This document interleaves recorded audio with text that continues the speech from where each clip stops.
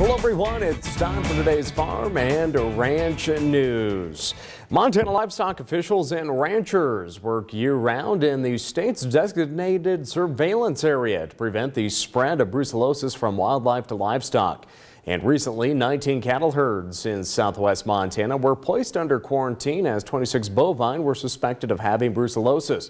But due to Montana's continuing disease monitoring and red flags that were raised, follow-up testing yielded better results. For the last decade, Montana has utilized the rapid antigen plate screening test for brucellosis, but it is no longer available. As a result, the state is using the fluorescent polarization antibody test, or FPA test. Due to the high sensitivity of the FPA test, more animals have been classified as suspected of having brucellosis. One of the challenges with the FPA is I think it's super sensitive, but I think also it hasn't been used on such a broad scale of animals as an initial screening test. And so there are some wrinkles here that we're working through.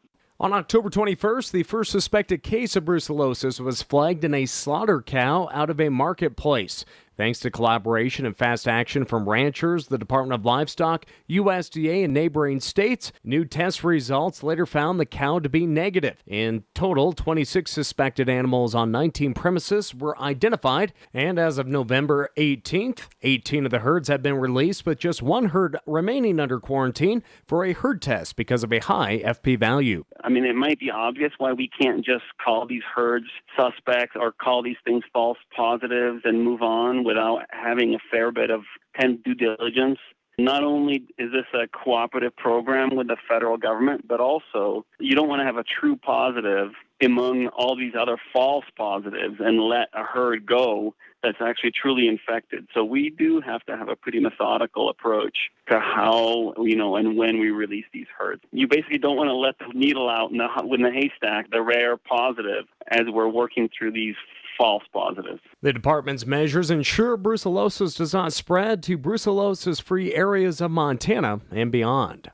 The confidence that other states have in Montana's cattle are really rooted in them knowing that we have the brucellosis risk under control. So far, we've tested approximately 20,000 animals here in the last several weeks. And the work that these producers do is what, in fact, gives confidence to other states that they will not receive a brucellosis positive animal.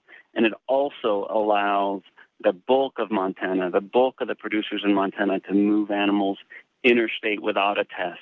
Those are the producers in approximately 95% of the state that want to ship cattle out of the state, that they're not in the animals are not in the DSA. They want to ship them out of state, and they don't need to have a test because of the hard work that's going on inside the surveillance area.